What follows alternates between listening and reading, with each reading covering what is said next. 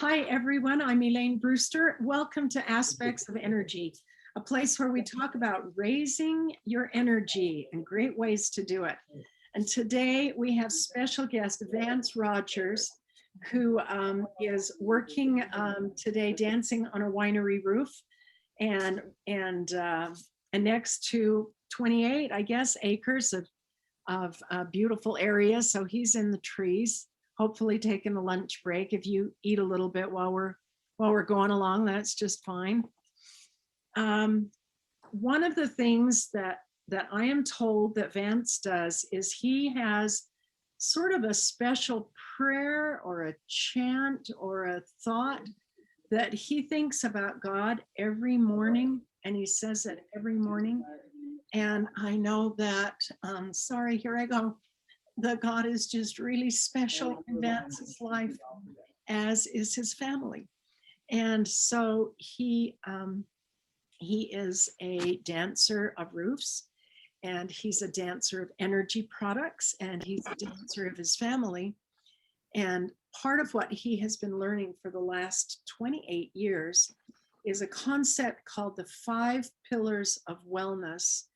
And so he's going to tell how all of that has impacted the wonderful life of the Rogers. So I'm just going to let you go for it, Vance. Well, thank you, Elaine, and thank you again for allowing me to be a part of this, because I've watched it, I've talked to people who have done it, and it really is an honor. And my journey, this journey of wellness, if I could call it that, started because, well, you know how sometimes, what's the phrase, young and dumb? I never considered myself dumb, but young and foolish.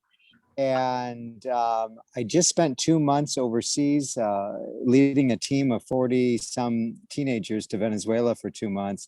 Got home, my younger brother said, "Oh man, we found this amazing waterfall. It's got about a 75-foot drop from where you jump into the water." And I said, "Oh, that sounds like quite a rush." And yeah, there's really no way to hit the water right feet up, and I hit it way wrong. I was, I was almost 24, and I did damage to my lower back. I didn't break anything. The X-ray technician said, "Did you jumped 75 feet and landed on concrete?" And I quickly looked at her and said, "Did you have to go to school to get this job? I mean, concrete, no. Water, yes." But from that point forward, I couldn't sleep on my back. I couldn't even lay down on my back because the intense pressure. And I guess I kind of foolish enough to do that stunt. So you get to live with me. A little over a year later, parents said, "Hey, to my 2 brothers and I, you need to come listen to this friend of ours. He's going to present this company." They actually said another opportunity we're looking into.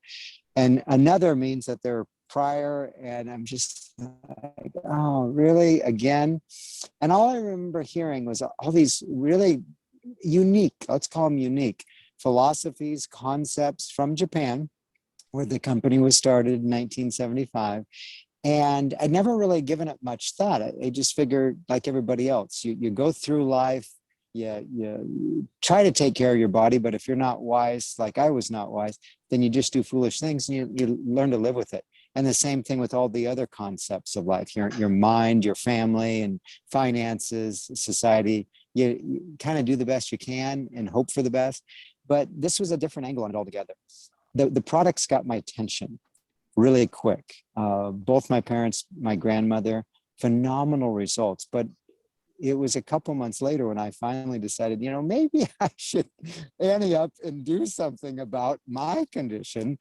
And I bought quite a few things. And I'm still convinced today there's not one surefire cure there's no magic bullet, no secret, like, oh, I had this surgery and it fixed everything, and I feel like, I'm a teenager again.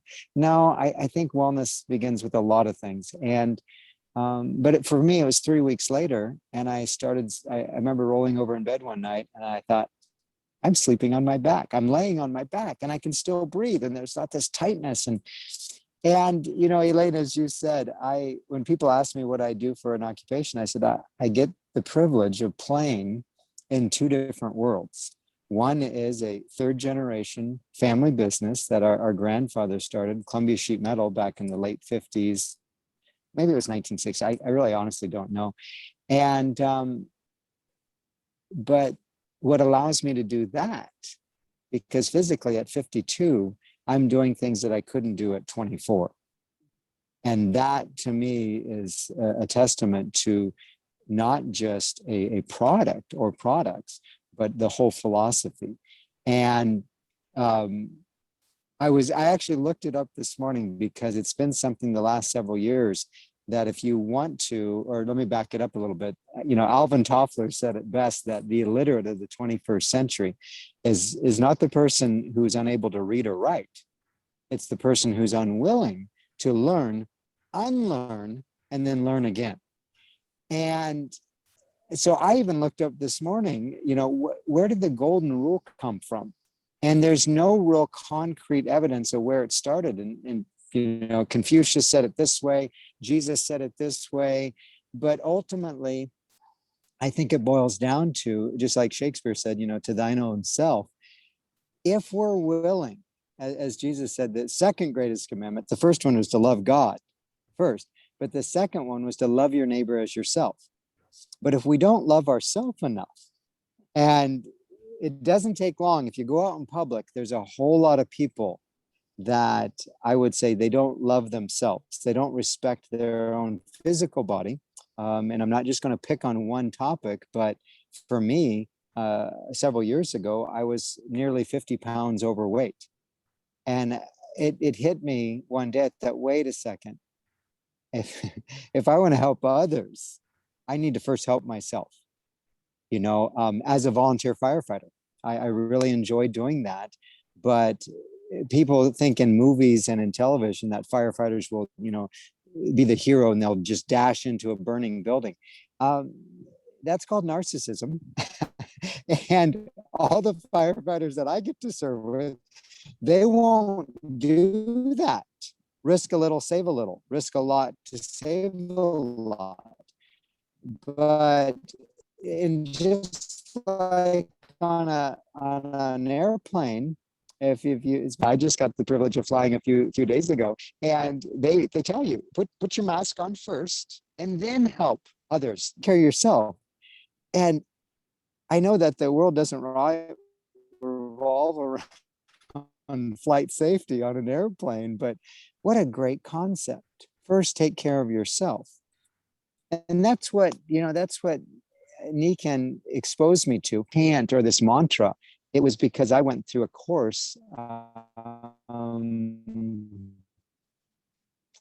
It was December 31st. Jenny, a neat friend of mine, helped me actually write down what I interpreted or what I sensed was my mission statement.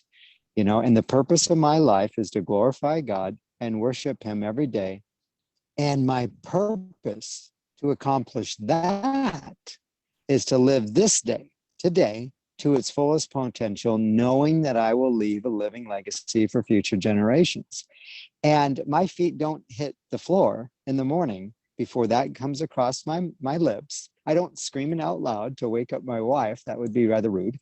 I just say it that, okay, I get to do today. And the only exception to that is when I get woken up at dark 30, 3:30, 4, or whatever, on a fire call, because volunteer firefighters, which is 80% of them in this country, we're on call 365, 24/7.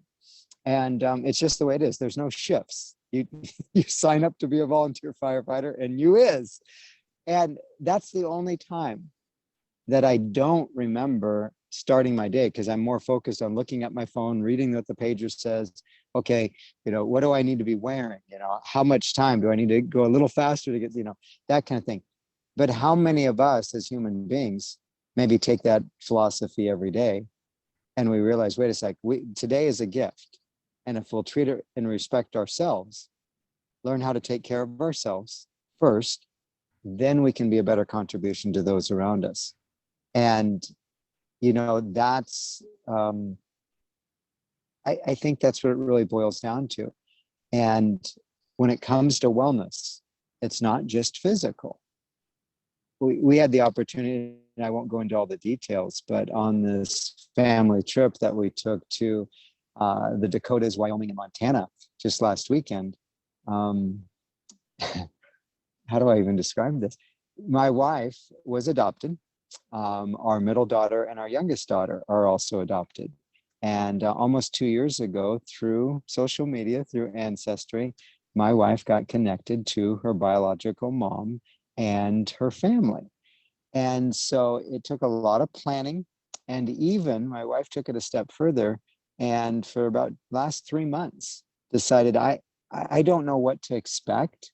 So it makes more sense to me to do the work prior to this great reunion than do the work afterwards. And so we have a dear friend who is an amazing psychologist and Christian counselor.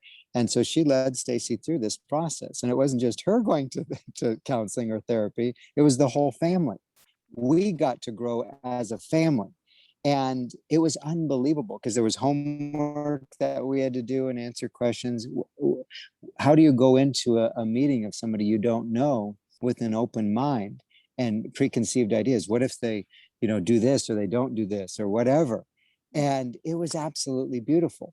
And it, I would honestly say for the last 28 years for our family, my wife and I have been married almost 26 now. It's been a journey because when we learned how to first love ourselves, then we could in turn help others discover that journey as well. And again, it's not focused on a product. It's focused on a more of a mission and, the healthy body, healthy mind. And some people and I've been discussing, maybe those two should be spun around. Maybe the healthy mind should be first, and then a healthy family, and then finances and society, those 5 core values. And when those are in order, and when we look at them all, and sometimes they're going to get out of whack, that's a given. I've never met anybody who can say, well, oh yeah, I'm perfect in all 5 of those categories. This side of heaven, I doubt it. But it's the journey. And the older I get, I wouldn't call myself wise yet, not at 52. But I find people who are 10, 20, 30, 40 years ahead of me, and the humility in the ones that are still on that journey. And those are the ones that I want to glean from and learn more about. How do we take care of this physical body? What do I need to be doing, with my mind? And I just read that this morning. The irony of it all is when, I don't know if it was a rich young ruler or what, someone came up to Jesus and said, what's the greatest commandment? And he responded with, well, first of all, you got to love your God. Love God first. And then secondly, love your neighbor as yourself. And I thought that's really what it comes down to. And really trust God. And I know our country for over a year now has gone through, the globe has gone through unparalleled stress of epic proportions. And not just because of a pandemic or an unknown virus. There's so many other factors going on. And again, that's one of the things we learned on this last trip that we were on. The Native American in our land, and going to some of these sites and just soaking it in. And our 11-year-old looked at me at one point while we were in one of the places. He said, so Daddy, I don't understand. So the white man wanted, and she's Ethiopian, okay, but this is the way she said it. So the U.S. Army, the white man, was trying to kick the Indians off the land because they wanted more bacon. I said, no, it's not quite that. They wanted the land, but yeah, that's the way that it could get interpreted, bison, buffalo, whatever. But we get to learn. And there's a quote in our bedroom wall that my wife was given by our 2 older daughters when she was teaching history a couple years ago. And it simply says, don't make me repeat myself. And it's signed history. And I think we all can learn from our past, and so that we can be better about going forward and just say, hey, I don't know it all. And like that quote by Alvin Toffler, let's learn and then unlearn. I mean, this gig, I call it gigs. I don't call what we do work, even though our 11-year-old keeps saying, no, Daddy, you're going to work. I went, no, we get to play. And I get to play on roofs or on ladders with my older brother. And I would never say we're best friends. However, we make pretty good business partners. And that's one aspect. The other aspect is I get to help people if they're willing to hear, like the Bible says, he who has an ear to hear, let him hear. If they're willing to hear about this solution that we've discovered, that's changed, completely changed our life. And we've got two daughters that are, one graduated from university, and then the middle is got one semester left. She decided to upstage her older sister and finish in 2.5 years rather than 3 to get her undergrad. And then she'll go on and do another year to get her master's degree in accounting. And I've always told people, when it comes to parenting, we're still learning. We've got two that we think we could say, yeah, we've done okay with those two. But until the youngest is 18 and making her mark in history, then I would never say arrogantly, oh yeah, we've got all this figured out. No. And the same thing with wellness, physical, financial, mental. We don't have it all figured out. It's a journey every single day. And my brother and I have never did a gig like we're doing on this one. And we're learning. Even one of the younger gentlemen that's playing with us this summer, he said just a few minutes ago, he said, man, today it seems like it's going so much faster. I said, well, I think it's because we learned from what we've done the last few days. And if we all took that attitude of life. But again, I wouldn't be doing what I'm doing today. I know I wouldn't be possible. It wouldn't be possible to help people like I've gotten to do for 28 years. The last, I'd say 26 years now. I don't consider anything a full-time job or a full-time gig or a full-time occupation. I think there's always opportunities. And I know Elaine and I, because as a retired teacher, if you're going to be teaching, you better be a really good student, because you can. And I know that's what my wife has been doing for the last, what are we going on, 6-7 years. And now she's making a career change again because she can. And it's like, oh, it's the right thing to do. But being open, having that concept. Okay, what can I do? That the term in Japanese is Kaizen, and loosely translated, what can I do today to improve myself first so that I can be a better contribution to those around me? And whether it's at a winery in Oregon, setting up in the middle of 20 some acres of walnuts, and or whether it's teaching, or whether it's being retired and enjoying the golden years, or it doesn't matter. What can we do today? And we've applied that. Our whole family has applied that. And I could brag on any one of our daughters. And our oldest, less than 2 weeks ago, just did the rim to rim in the Grand Canyon, 25 miles in one day. And she's crazy. She's absolutely nuts. And she said, Daddy, that was harder than climbing Mount Kilimanjaro in Africa. And she did that when she was 17. So, and she's the bio child, and we can't figure out where she gets it from.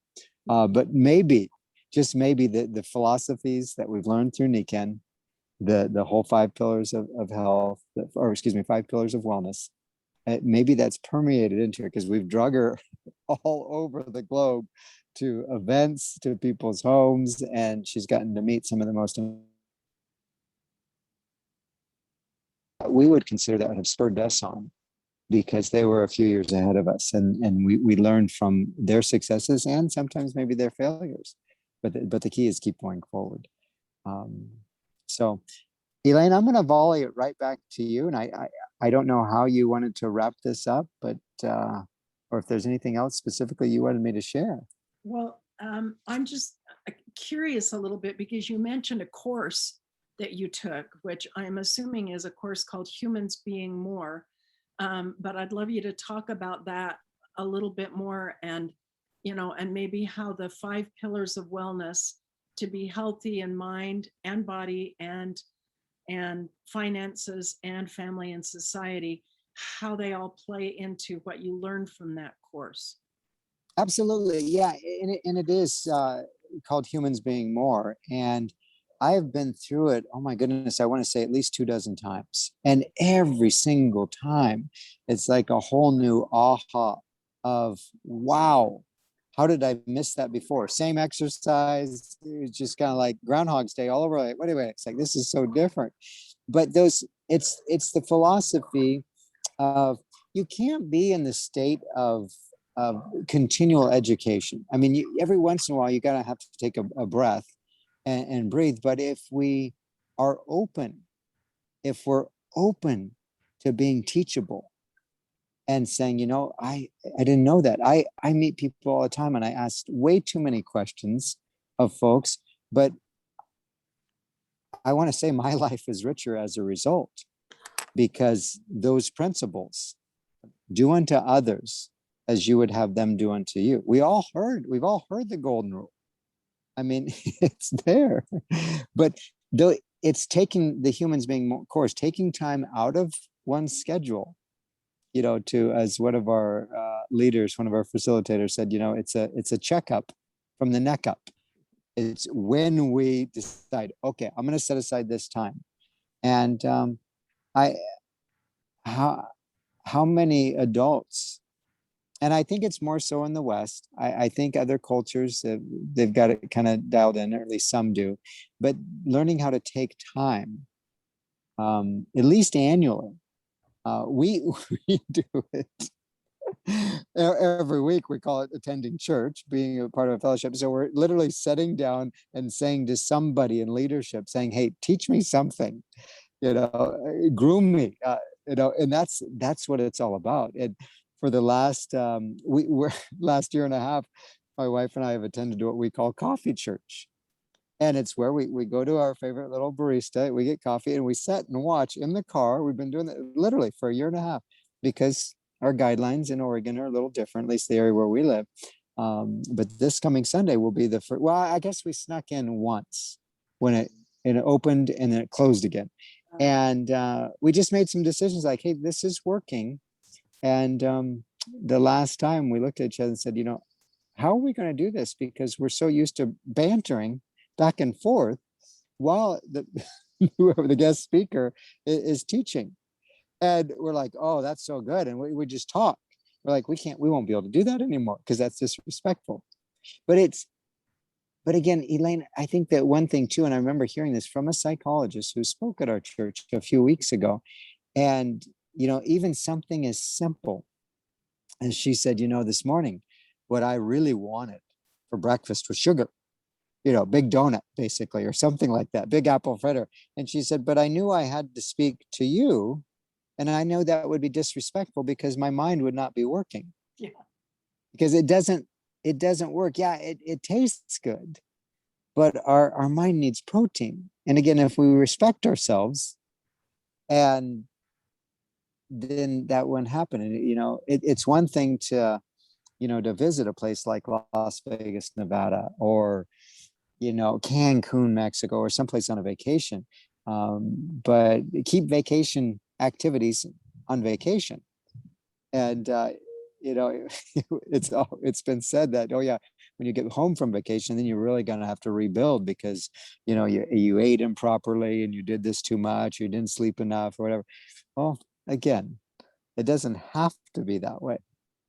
And we can have that choice, but it comes back to that philosophy: humans being more, not humans doing more, humans being, making a decision saying, I want to do more, with my life, but I have to be first. I want to say it's the owner of our company said it best, if it's to be, no, he said it this way: You are irreplaceable because you are you. And we all are. We're all irreplaceable because God created each and every one of us. Nobody has our fingerprint. Nobody, 8 billion people, and we're very unique. And if we'll take that to our mind, to our body, to our family, our finances, and then those around us, and just really push the envelope. I mean, I don't think we could outserve one another every day.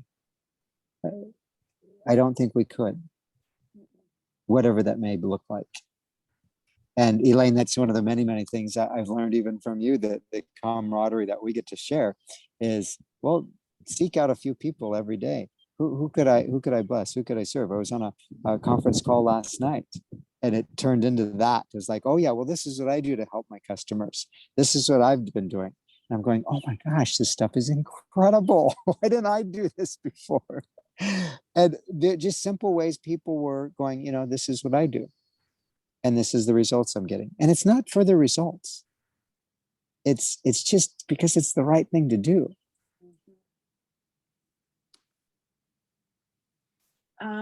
Can you tell us, one time you told me that this wonderful little church that you belong to, that they accumulate monies and then they give some of it to, I think, a local person in your church, and they give some to maybe the community, and then maybe more outreach to something global. Can you just tell us a little bit about that? Because that's pretty cool. Yeah, it's the simple concept of here, near, and far. What am I doing locally? And maybe that's in your own home. And then what am I doing nearby? In the city of Portland, Oregon, we have a homeless crisis. Like, it's just unbelievable. Seattle's the same way, and people say San Francisco. I've not seen what's going on in San Francisco. I have seen Seattle, but I don't have an answer for that. But being kind, and we have a group of them that lives in our community, in our jurisdiction, and always being kind and treating them just like I would treat our neighbor. And so that's kind of a nearby. And then far, my wife just, was it 2 days ago, told me, husband, and we don't have pet names, it's husband and wife. And she said, husband, I got asked to go to Rwanda, and it's like 5 weeks away. And I went, oh, well, that's kind of a far thing. And she said, and I simply asked her, when do they need to know? And she said, I told them I'd give them an answer on Monday. And I'm like, those are the kind of opportunities that will come up. Now, I don't know if she's going to do it or not. That's entirely up to her. But even doing what we got to do on Sunday, for me, crossing into North Dakota, which means checklist all 50 states. And it wasn't really a bucket list, but I thought, I've hit a lot of them. And so I said, is that okay? Because it really is kind of off the beaten path of where we're going to, catch our flight tomorrow. And our oldest daughter, McKenna, she just looked right at me. She said, well, Daddy, you have to do this. You have to. Well, and this is a kid, again, who just climbed from one end of the one side of the Grand Canyon to the other. And I'm going, okay, well, if she's on board. And it was a very fun, almost exhilarating moment for me. But it wasn't about me. The fact that I got to share it with my family, that was thing. So, but that concept that you asked about, here, near, and far, we can again, some of the most successful and most passionately content people. Those are two words I try to keep together: is passionate contentment. The most passionate contentment people that I know are ones that are serving others. And a lot of them that you find out later, it's like you had no idea, kind of like they're a secret server, doing something to bless other people, just to be kind. And I'll tell you one little funny thing.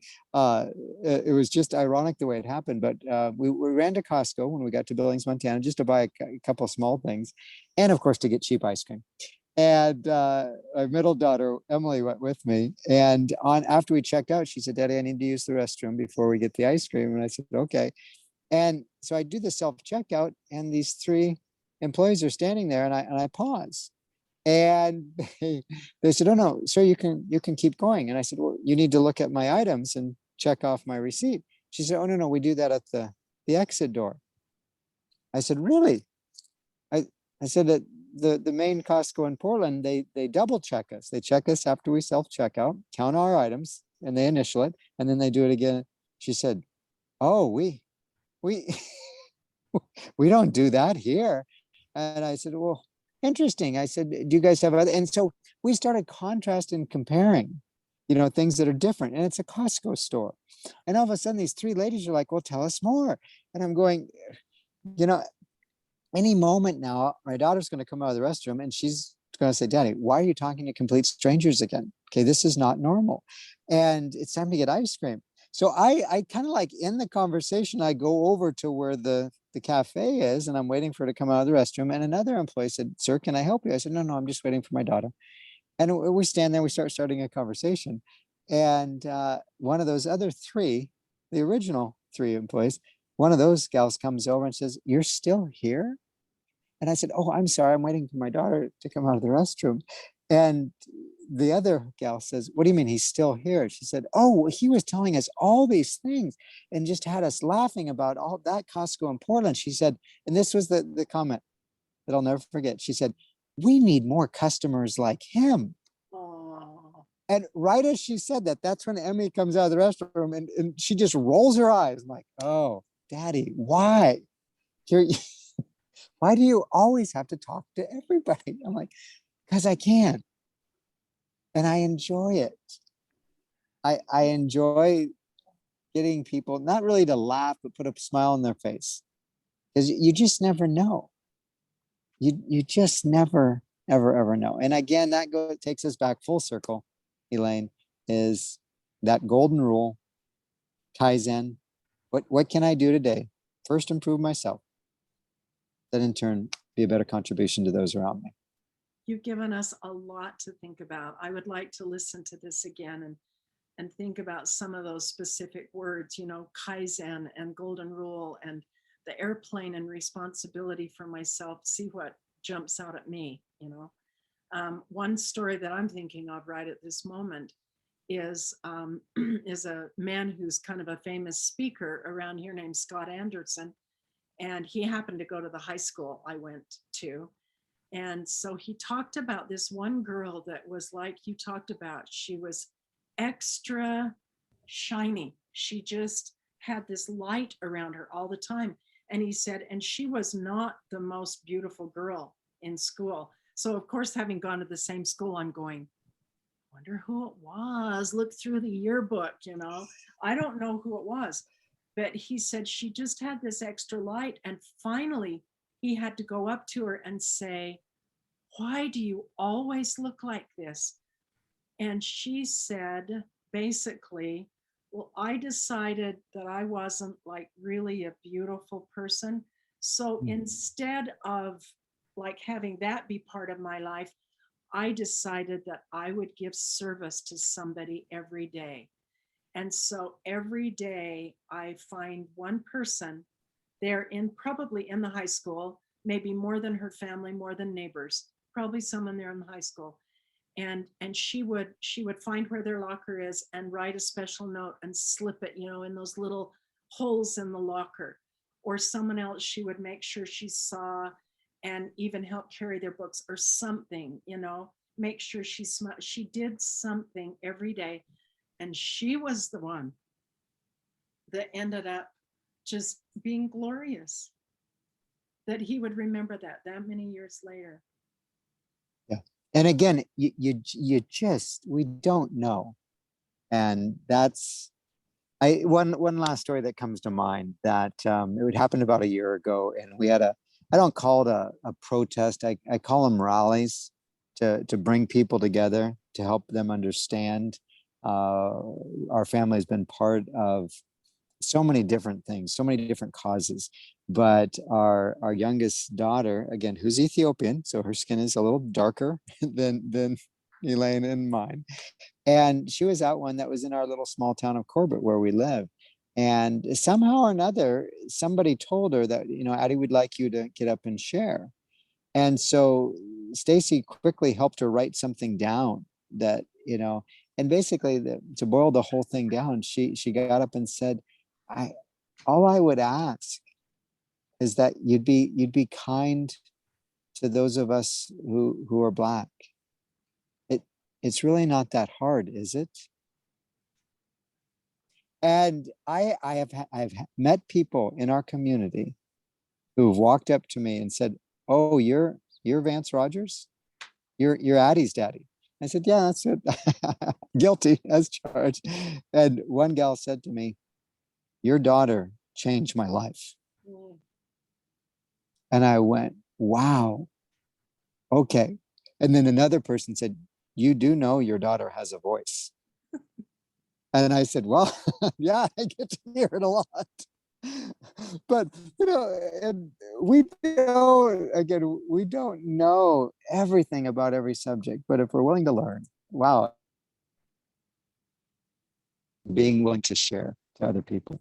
So thank you again, Elaine. This has been good. And I'm looking kind of at the corner of my eye at my brother and my nephew and our other friend. And they're Going, going, it's time to get back to long playing. lunch break there, Vance. Nice. Yes, exactly. Oh, thank you. Thank you for reminding us to be open and to look outside of ourselves. We'll say goodbye to you and let you get back to the roof. All right. Thanks so much, Elaine. Thanks, everybody. Everybody wish you a wonderful, great day. Yes, have a great weekend. Okay. Happy Father's Day. Uh-huh. Bye. Bye.